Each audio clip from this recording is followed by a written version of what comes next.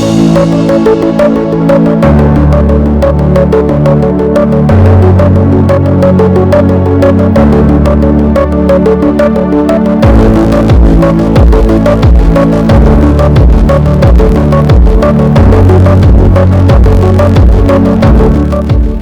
to the second part of our series of lectures on financing and fundraising for tertiary institutions in Sub-Sahara Africa. In the first part, we looked at 5 salient areas, very crucial, I would say, which all promoters of tertiary institutions, both old and new, must take into close consideration at every point.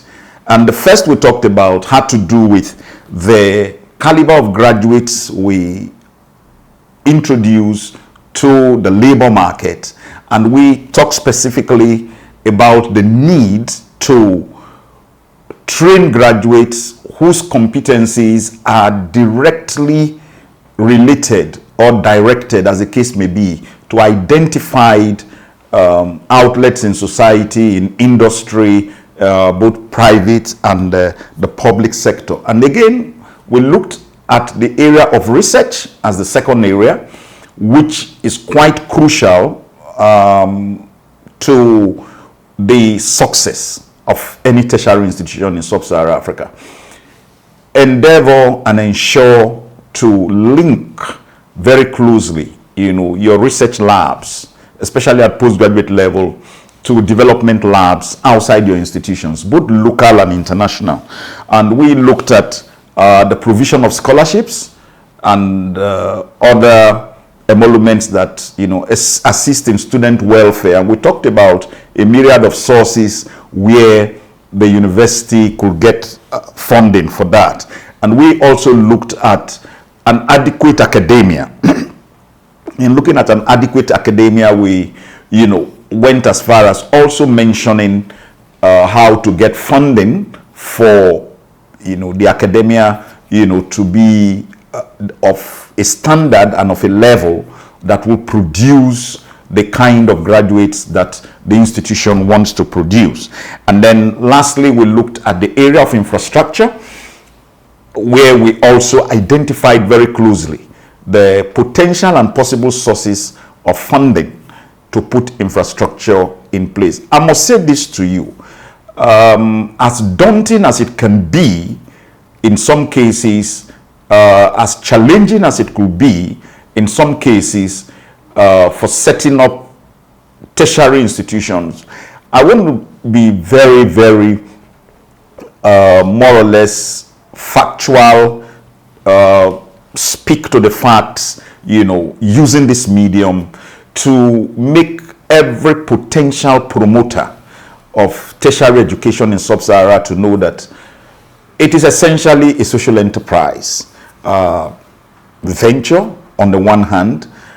What will speak for you as a promoter will be more or less your products over the years and how they replicate successfully in developing your nation or your sphere, and the fact that your institution is able to meet up with its vision and achieve its mission, its goals and objectives, as the case may be. But what I want to say is that to run a successful tertiary institution in Sub-Saharan Africa, we must be looking at the facts we've just mentioned. We're going further in this particular lecture to look very closely at the issue of endowments. Endowments, like in part 1, or in the first part, played a very huge role as a form of financing for tertiary institutions. And I must say this, just like I said in the first part, a school or a tertiary institution that has a good endowment program in place is an institution that wants to last for a very long time. Yale University is sitting on an endowment of 42 billion US dollars, actually 42 billion 42,906,847 billion dollars, to the credit of the institution, out of which they get 5% payoffs yearly to implement various programs within the institution. How did they get here? In 1718, Elihu Yale sold a portion of his collection of gems and furniture to provide an initial fund of 562 pounds for the establishment of the school's endowment. From 1985 until 2021, the chief investment officer of Yale was alumnus David Swinson, who was replaced by alumnus Matthew Mendelson. Okay, so what is of note or of importance in what I've just read is the fact that to institute this endowment in Yale, which has today grown to $42 billion in the year 2021, Elihu Yale in 1718 started that endowment by selling his collection of gems and furniture for a total price of 562 pounds. And from 1718 till 2021, this has grown copiously. Harvard University sits on an investment endowment of 51 billion US dollars as at 2021, and it's really interesting to note that during the COVID-19 era, when there was a lot of shutdown all over the world, the endowment of Harvard University rose from 41 billion in 2020 to 51 billion in 2021. So this in effect makes us to understand that there is something about endowment funds which seems to more or less bring to the fore the fundamentals, the importance, the usefulness of donor funding, of assistance from outside the system, as the case may be, donations, gifts to tertiary institutions, which invariably lead to not just the financial health, but the academic health of the institutions. So we see Harvard University coming all the way from the 18th century, in 1718, till date, doing very well because of the financial investments and the financial endowments which were put in place, basically to meet specific needs in the institution. And I really want to start by saying, according to David Beckwith once said that you should approach current and potential donors not with a narrative of weakness, but one of growth, strength, and greatness of mission. Negotiate with grant makers as an equal, not a supplicant, and emphasize the good that donors' gifts can support, the positive difference their money can make, not your need for funds. Now, this is quite instructive in, more or less, putting us in the proper mindset. And when I say the proper mindset, this is needful because there are so many questions that come, when you begin to talk about donor assistance, financial assistance, for tertiary institutions. We need a particular form of understanding and approach when we want to go all out there for the funds. We've just looked at Harvard rise from 41 billion in 2020 to 51 billion in 2021, which invariably, gives, an assurance that Harvard University can hardly run out of funds, to produce the kind of graduates they want to produce, to, fund their academic boards in the ways and manners they want to do, put in place the required infrastructure that they feel is important to the universities, do as much research as possible, and of course provide student scholarships, grants, and all manners of assistance that students require, to just more or less fulfill or accomplish their aims and objectives within the four walls of the university. So again, I want to say that the endowments were set up over 4 centuries ago, and these endowments are growing by the day. We can see from 568 pounds in Yale, today they are at $42 billion in the year 2021. So what do we see? We see that when endowment funds are put in place, there is every opportunity, there is every likelihood that the funds will more or less increase as the endowment office markets for more funds, as the investment managers put those funds in the appropriate investment vehicles. So there is just such, a great opportunity for an institution to also contribute to its immediate environment when it comes to funding. So you see these universities, they invest in real estate, they invest in oil and gas, they invest in shares, they invest, in most financial and capital market instruments, sometimes money market instruments in their environment. And what that does is, not only does it bring the required increase, that is capital gains, toward their institution, to the funds they have invested, which are in turn used for both student body and academia, as the case may be, but these funds also provide the required impetus for industry within that area to grow. So we're looking at a win-win situation.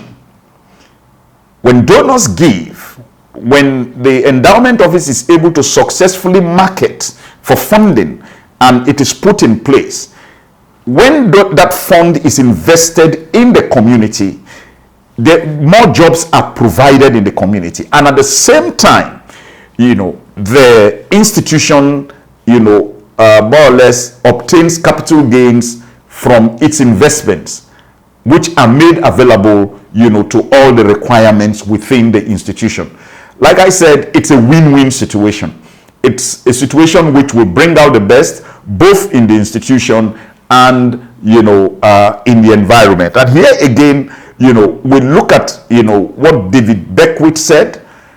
We have to understand that in trying to set up endowment funds for our institutions, we should be sure-footed. Be sure-footed to the extent that we are not coming with a narrative of weakness, but we're coming with one of growth, of strength, and greatness of mission. So in speaking with our grant makers, we're not coming as supplicants, as it were, but we want to emphasize the good that the donors' gifts will make in our respective institutions, and the positive difference that money can make, not necessarily our need for funds. Okay? So Mark Conning says, this kind of emphasis combined with wise money management enables your institution to show that a donor's gift creates more value with you than it would if it were given elsewhere, or lingered in their bank account, or was spent on a delicious latte. Your non-profit, that is your institution, can speak to grant makers and donors about creating something of value, changing lives and creating impact, thereby making the world a better and more astonishing place to live. All right? Now, let us look at the typical circumstances of tertiary institutions in Sub-Sahara Africa.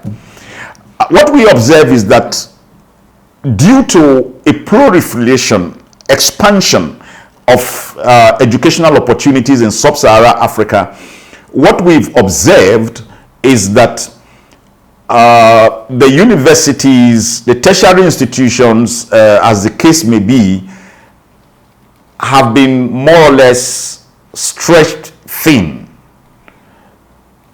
As much as the conveners, the promoters, the founders, have the required zeal, the required vision and mission, to turn a crop of young men and female learners into educationally proficient members of society, it still is not easy as it looks, because funding becomes a very, very important aspect of the whole issue. And so we look at situations where on our campuses right now, the classes are large. And I think that is something which we can all talk about in Sub-Sahara Africa. Our classes are unduly large. We have situations where, I have sat in a class of 1,200 students, sometime, in my early university days. You will find that funny, but in the truth, or rather, the truth of the matter is that this has become commonplace in various institutions, those in some cases of lesser numbers. But I always wonder how, lecturers cope in these circumstances. And what do we have when we see classes that are unusually large, 200 and 300s and the 400s? What do we find? We find, lecturers virtually more or less throwing in the towel and looking for, better opportunities, because the teaching load sometimes just becomes unduly unmanageable. How have we gotten to this point? We've gotten to this point because the institutions that are required to take in as many students as possible are not there to do that. So we have a situation where the few universities that are in the system now need to more or less expand their classrooms to take in as many students as possible. But the funny thing about all this is that in some cases, not all the students who come in can actually even pay for their education.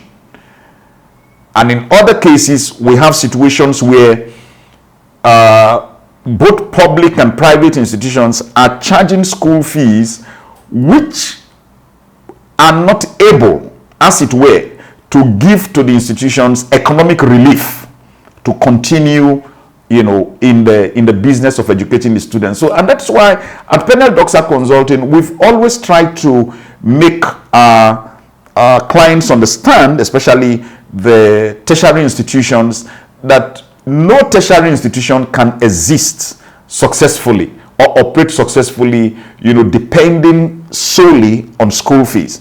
So we have that problem on our hands where teachers are jumping ship, and you can imagine a situation where a teacher, sometimes because of the urgency of the situation, maybe getting a new job outside the university campus, does not wait to finish the session, and then he or she is out of it to go on to do better things. So we see a situation where there are so many priorities that are competing for the limited funding that comes into the institutions. And that is why what we observe again on our institutions is that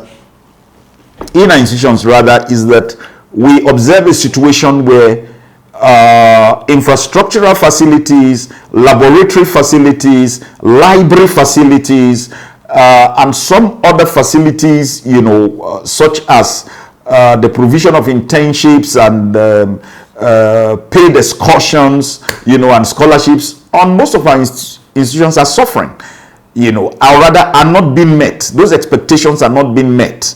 And for that reason, the standard of education is falling by the day. What are we trying to address by this series of lectures that we're putting out there is to, more or less make the universities understand that the reason why education is falling is because of an undue emphasis and reliance on school fees to, more or less fund education in Sub-Saharan Africa that is what has led to most of the issues which we are currently experiencing. South Africa has had, many running battles, with its students who have been demanding that fees must fall and the rest of it. And they've been doing that, whether rightly or wrongly, it still addresses a fact that majority of the students cannot afford to pay the fees of the institutions, and alongside, the institutions themselves cannot sufficiently cope with the demands on their resources, due to inadequacy of funds, coming from so many places. And that is why University of Cape Town, for example, has what you call the University of the UCT Trust in the UK. Is an endowment trust. You have the UCT Foundation in the US. It's also an endowment foundation which is marketing and seeking funds. They have another, I believe so, in Canada, UCT Foundation, and also in Australia, UCT Trust. Now, why have they gone to this extent in putting these foreign trusts and foundations in place? Is basically for one reason, to more or less market for funding, source funding from South Africans in the diaspora, and then other sympathizers to, the cause of UCT, and the ideals for which they stand, the research for which they want to carry out, and all the things that they want to do for their students. So as a result of that, they are able to get the kind of funding that comes into UCT University of Cape Town, to help them meet their requirements as much as is possible. Anyway, so let's quickly go on to talk about what an endowment is. What is an endowment? An endowment is basically they're basically donations, usually of money or other financial assets, that are made to non-profit organizations like the tertiary institutions, both public and private, with the sole intention of investment to earn additional income and can thus last in perpetuity. Like we gave example of Yale 1718 till date, the endowment is still running. And the endowment funds often come with caveats which state how much of each year's income can be spent by the charity. It's important to know, although endowments are usually associated with US and UK colleges and universities, but this vehicle is growing in popularity and scope. Here in Sub-Sahara Africa, at Penel Doxa Consulting, we are advocating very closely the use of endowments to ensure that our great institutions not only get healthy financially, but also to ensure that in the long run, in many centuries to come, our institutions will still be running. Because let's be frank, most of our oldest institutions in Sub-Saharan Africa, for example, most of the top institutions in Ghana, in Nigeria, were founded in 1948 and thereabout. So we can see that some of these institutions, are more or less, some, have not even come up to 100 years, as the case may be. We need to be able to put in the kind of strategies, the financial strategies that will ensure that these institutions would, continue, irrespective of the current challenges which they face. Okay?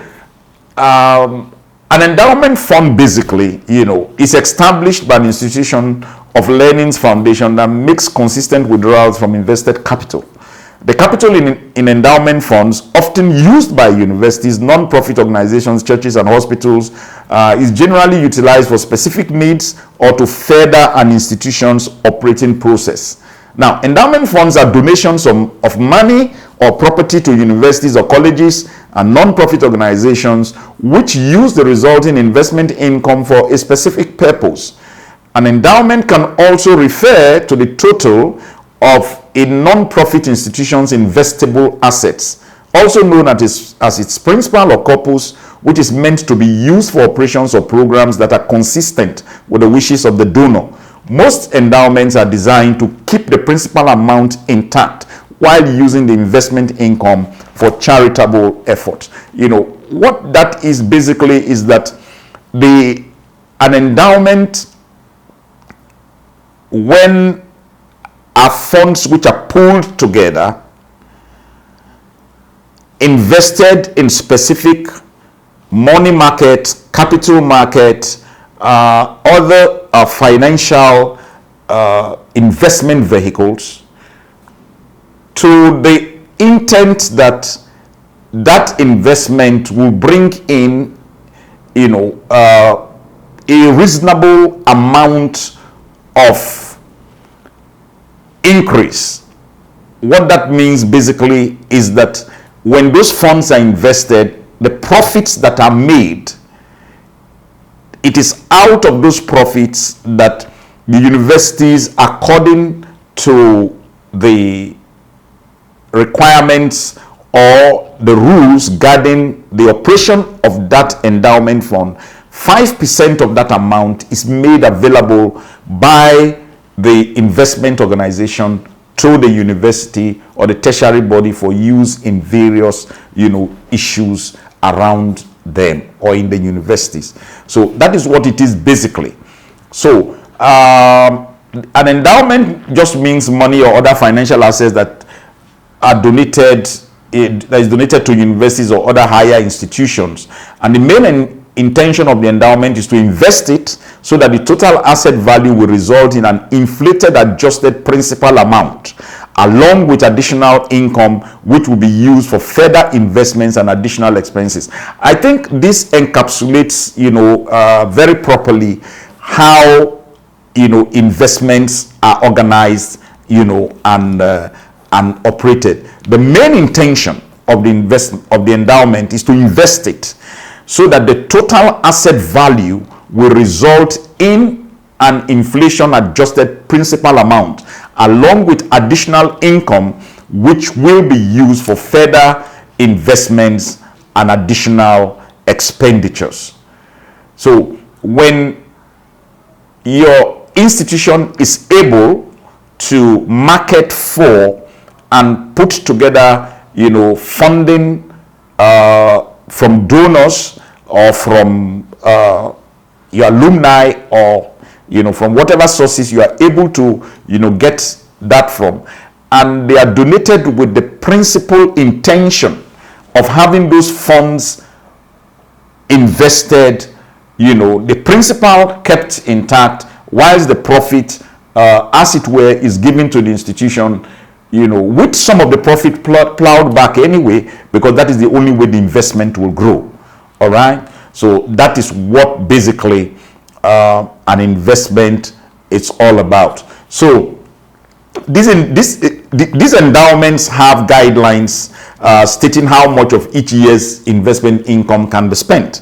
For many universities, this amount is about 5% of the endowment's total asset value.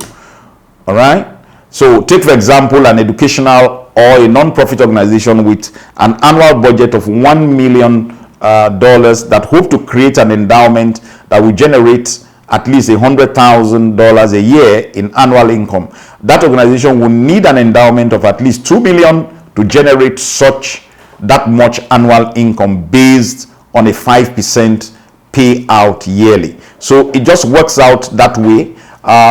If you know what you want your institution to get on a regular basis, then you market for an endowment or for a collection of funds or resources, after investment, whose payoff of 5%, will be adequate, to do, what you want to do. Now let's look at this. The oldest endowments still active today, an example is the endowment established by King Henry VIII and his relatives in 1539. His grandmother, the Countess of Richmond, established and endowed chairs in divinity at both Oxford and Cambridge, while Henry VIII established professorships in a variety of disciplines at both Oxford and Cambridge.